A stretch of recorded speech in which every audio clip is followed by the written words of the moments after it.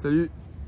Alors, aujourd'hui on est le samedi 25 novembre et puis ce sera l'entrée numéro 13 à Santa Monica et voilà, donc petite vidéo quotidienne pour moi et pour ceux que ça intéresse. Et je repensais à comment j'ai pu galérer dans ma vie pour être attentif aux choses quand elles n'avaient pas peu ou pas ou très peu de sens pour moi. Donc il y a quelques années uniquement, je me suis rendu compte que j'étais, comme on appelle en anglais, gifted, ou en français zèbre, ou HPI, ou j'en tire aucune fierté.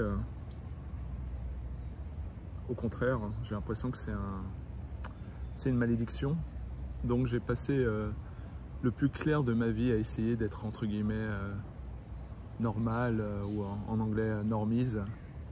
J'ai toujours trouvé fascinant et beau ces gens qui étaient capables d'être constants dans leur vie, de pouvoir mener des tâches à bien, de trouver de la joie avec des moments genre des week-ends ou des vacances, alors que moi j'ai beaucoup de mal à trouver du sens dans toutes les activités humaines de base, genre acheter un sac à main ou organiser des vacances. Ces choses-là, je trouve qu'elles sont importantes, hein. Je ne suis pas en train de faire un jugement de valeur, mais bref, ça a été moi je suis le genre de personne si on m'appelle à 2 h du mat pour aller faire un road trip, j'y vais quoi. Et puis j'aurais tendance à des fois même peut-être risquer de moins dormir ou pas dormir si le moment est important ou intéressant. Et pourquoi je parle de ça, c'est que je repense à ma scolarité parce que j'ai hyper galéré.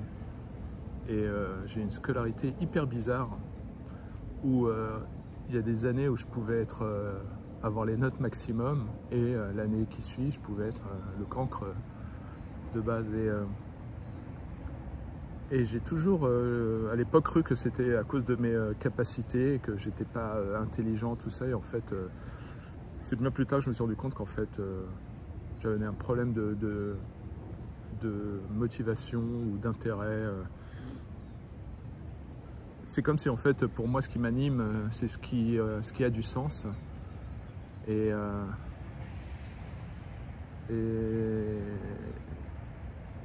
c'est beau dit comme ça, mais en même temps, c'est d'une certaine manière handicapant. Et donc peut-être que c'est lié à cette quête personnelle que j'ai de trouver le sens de ma vie. Et donc, pourquoi je parle de tout ça, c'est que j'ai la fille d'un membre de la famille qui a eu son brevet des collèges. Et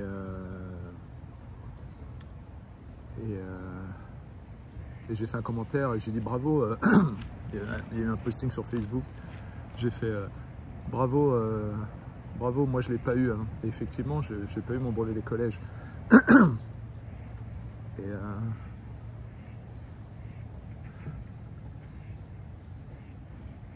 Et en fait, voilà, ça me fait penser à cette anecdote.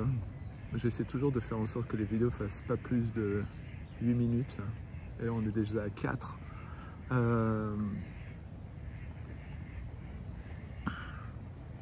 J'ai eu beaucoup d'émotions à partager cette histoire parce qu'en fait, je pense que même ma mère n'est pas au courant. C'est trop marrant de devoir d'en parler comme ça en vidéo sur YouTube dans mon journal. Bref, je me rappellerai toujours de cette année où en fait, à l'époque, il y avait ce qu'on appelait les voies de garage. Ça s'appelait le BEPC. C'est en gros, c'est quand tu es en troisième, si tu passes pas, pour aller comme les autres dans les écoles normales, en seconde, et ben tu vas finir, tu finis, je sais pas moi, les métiers de l'époque c'était crêpeur, chaudronnier, et un truc qui est fascinant, c'est que moi j'avais beaucoup de mal, je comprenais pas l'intérêt, j'avais beaucoup de mal à me concentrer, et je crois qu'en partie, enfin, si j'avais pas de sens pour faire les choses, des fois il me fallait des éléments extérieurs, peut-être la honte ou d'autres critères. Et je me rappellerai toujours, cette année-là, j'avais pas assuré, j'avais été un cancre durant l'année. Et la directrice, je crois qu'elle m'aimait pas trop, mais j'étais pas quelqu'un de méchant, hein, j'étais juste inattentif et maladroit, et je pense que ça exaspérait pas mal de profs à l'école. Et je me rappellerai toujours, donc non seulement j'étais un cancre, mais en même temps j'étais pas con, donc je me rappellerai toujours que je voyais que le niveau de la classe était assez moyen, il n'y avait pas beaucoup de super-héros, et c'était le moment, arrive le moment, la fin de l'année, tu sais, tu te rends pas compte, tu vas à l'école et tu te rends pas compte que petit à petit tu es en train de dériver vers la sale voie, le risque de faire BEPC ou que ta vie soit ruinée, parce qu'à l'époque, littéralement, la perception qu'on avait, c'est que si tu passes pas en seconde, c'est la fin de ta vie, quoi. En gros, tu vas finir à vendre des crêpes ou des frites merguez, tu vois. Et je me rappellerai toujours, l'année arrive, et puis à l'époque, il y avait deux options lorsqu'on avait conseil de classe, le dernier conseil de classe qui allait statuer sur est-ce que tu acceptais pour l'année suivante ou pas. Et je me rappellerai toujours, je regardais les autres, je connaissais à peu près le niveau des autres et tout ça, et puis et à l'époque il y avait deux options, soit voilà, donc à la fin de l'année, le conseil de classe a statué que j'avais pas de niveau, et donc qu'il fallait que je fasse à l'époque, j'ai même pas eu mon BEP, mon brevet des collèges. Et donc ils ont statué que voilà, j'allais faire un BEPC, un truc alternatif à la con à l'époque. Et donc ça a été une grosse panique pour moi, surtout vis-à-vis de mes parents. Il était hors de question que j'échoue. Donc d'une certaine manière, l'ultra pression de mes parents a été utile. Donc ça a créé un sentiment de peur chez moi. Et donc pour moi, j'ai deux mécanismes. Soit ça a du sens, soit il y a une urgence, une question de vie ou de mort pour moi, pour activer tous mes neurones. Et à ce moment-là, j'ai dit mince. Et il y avait deux options à l'époque quand tu avais le rapport, le retour du conseil de classe. C'était ça s'appelait la commission d'appel, ou l'autre option, l'examen d'appel. Et là j'étais là en train de me dire mais mince et tout, et comme par hasard, c'est à la fin de l'année que je commence à avoir du bon sens et à réfléchir, chose que je n'avais pas fait durant l'année. Et à ce moment-là, je voyais un groupe de jeunes, il y avait une dizaine qui devaient tous faire BEPC,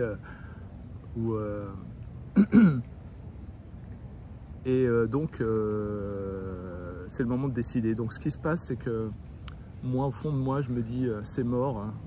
J'ai aucune chance avec la commission d'appel. Je vois pas pourquoi qu'en refaisant une commission d'appel, ils changeraient d'avis en disant ah ouais, en fait on s'est trompé, vu que les paramètres ne peuvent pas changer.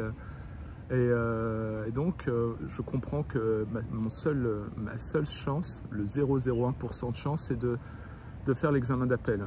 Il faut savoir que toute l'année, j'ai pas vraiment bien étudié, pas bien appris, ça m'intéressait pas beaucoup. Et donc ce que je fais, c'est que j'annonce à tout le monde que je vais faire l'examen d'appel, et j'ai 15 personnes dans la classe en train presque de se moquer de moi. Il fait mais t'es fou, cette personne ne réussit l'examen d'appel, c'est trop dur. L'examen d'appel, c'était la légende, c'est genre c'est mort. Et tout le monde disait, mais fais l'examen, fais la commission d'appel, fais la commission d'appel. Et moi, je savais que ça n'avait pas de sens. Et donc, je leur dis, je prends cette décision-là. Donc, moi, alors je fais mon cascadeur, je court-circuite le courrier qui allait annoncer à mes parents que ma vie était foutue. Et j'avais plus peur de mes parents, en fait, que finalement le résultat. Dans ma tête, je me suis dit, je vais me faire défoncer. Et donc, je court-circuite le courrier avec les sales notes et la conclusion du conseil de classe. Et donc je le prends et, chose folle, je signe à la place de ma mère et je redonne le courrier et je coche la case examen d'appel. Donc, et donc je donne ça à l'école. Je le savais pas, mais voilà, je décide de faire l'examen d'appel tout seul. Mes parents sont pas au courant, personne, donc c'est mon secret du moment. Donc la fin de l'année arrive petit à petit, et tous ceux qui passaient, ben, ils n'étaient pas obligés de venir. Et tu avais les derniers reliquats qui revenaient à l'école, entraînant des pieds. Et moi, j'avais l'impression que la fin de ma vie arrivait. Et je ne me croyais pas dans l'examen d'appel plus que ça. Et donc le jour arrive. Et naturellement, quand tu fais l'examen d'appel, en général, ça se passe dans une autre académie. Hein. Donc, tu as l'impression qu'il faut aller prendre un train, un bus pour aller. Donc, ça augmente l'ambiance dramatique de la chose. Ensuite, donc je me lève le matin super tôt. C'était la dernière ou les 2 dernières semaines d'école, peut-être la dernière semaine, pour aller faire mon examen d'appel. Et je me lève super tôt, ma mère était surprise, elle me dit « mais je t'ai jamais vu te lever aussitôt de toute l'année, tu vois ». Et j'y vais, je lui dis pas, donc je lui mens par omission. Je vais donc j'ai oublié le nom de l'académie, et je vais là-bas, et naturellement, moi qui suis toujours sur la lune, je n'ai rien révisé, absolument rien, je n'ai même pas ouvert un livre. Et il y avait 3 matières à l'examen d'appel, il y avait les maths, l'anglais et le français. Et j'arrive dans cette école et je vois des centaines de gamins qui avaient choisi l'examen d'appel. Et ils sont là, tous avec des bouquins et tout ça. Et je me dis, oh là là, t'es foutu, t'as rien révisé. Et là, je me dis, bon, je me dis, tant pis, fais-le. Et donc, je passe les 3 matières, tout ça. Je rentre chez moi, hyper triste, en me disant il va falloir que je plie bagage et que j'aille fuguer. J'étais en train de me dire il va falloir que je parte et que je prenne mon baluchon et que j'aille vivre ma vie. J'étais prêt à quitter ma famille et à fuguer et à essayer de voir ce que serait ma vie seule sur les routes de France. Donc, une semaine passe, donc je n'espérais même plus en fait. Hein. Et j'arrive à l'école et ça devait être le dernier jour ou l'avant-dernier jour, là où tu as les résultats de l'examen d'appel. Et il faut savoir que je crois que j'exaspérais beaucoup la directrice, donc elle m'aimait pas trop. Et donc j'arrive et je commence à arriver, l'école était presque vide, je marche en me disant c'est le dernier jour avant l'exécution. Et là, je traverse la cour et là, je vois le prof de gym qui me regarde. Je comprends pas. Et il s'approche vers moi et il me serre la main, alors que je trouve étrange. Et je vois la directrice derrière, au loin, qui s'approche vers moi et qui sourit. Et je me dis qu'est-ce qui se passe? Et la directrice qui me sourit. J'ai continué à avancer parce que je voulais faire les derniers cours qui restaient. Et elle s'approche vers moi et elle me dit félicitations, Atem, vous avez réussi l'examen d'appel.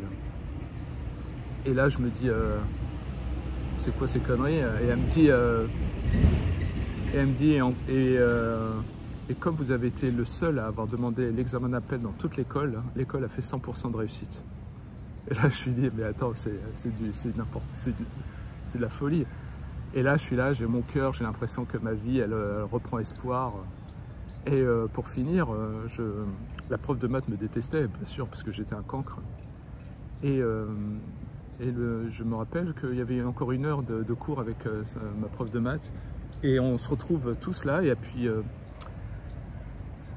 elle annonce à la classe entière, je vous annonce qu'Atem a réussi l'examen d'appel.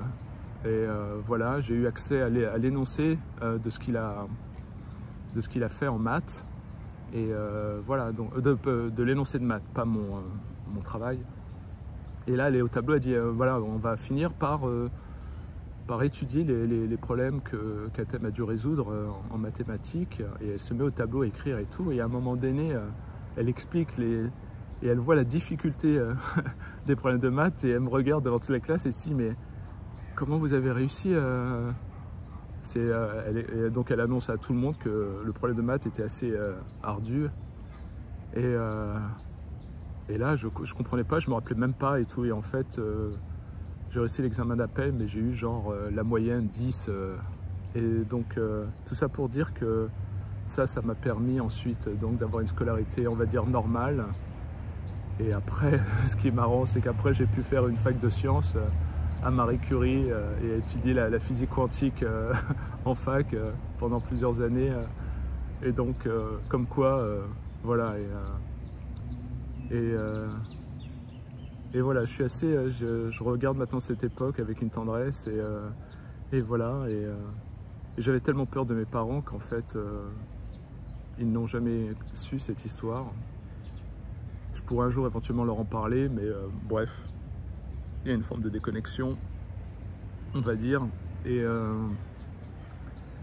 donc voilà, là c'est voilà, c'est une de mes histoires et j'en ai une dizaine, une vingtaine comme ça que j'ai eu dans ma vie. Et un jour, je vous raconterai cette histoire où quand je me retrouve bloqué en France durant l'année où il y a la mort de Ben Laden et l'anniversaire du 11 septembre, où j'ai été à 2 doigts de poursuivre légalement l'administration américaine. Voilà. Voilà les amis, merci pour votre écoute et je vous dis à demain. Salut, ciao.